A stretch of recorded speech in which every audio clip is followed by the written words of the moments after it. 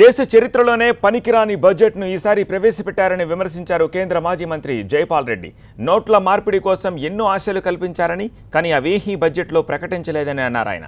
ఈ బడ్జెట్ వల్ల పేద ప్రజలకు ఎలాంటి ఉపయోగం లేదని చెప్పారు ఆయన. పారిశ్రామికవేత్తలకు లెండింగ్ రేటు తగ్గుతుందని, మిడిల్ క్లాసెస్కు ఇన్కమ్ ట్యాక్స్ తగ్గుతుందని, ఇలాంటి అర్థం లేని ఆశలు రేపి 50 రోజులు గడిపాడు.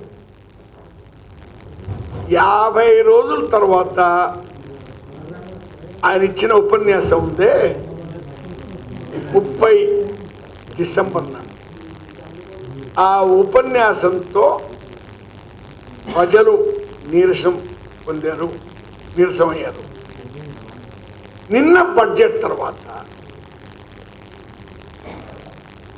దేశంలో నిరాశ, నిస్పృహ అలముకుంది. This budget prove to be an anticlimax.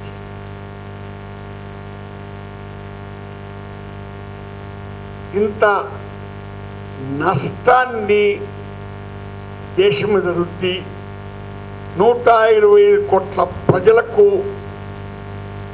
కష్టాలు పెట్టిన వ్యక్తి, ఆ కష్టాలు కూడా ఇంకా తీర్పోలేదు.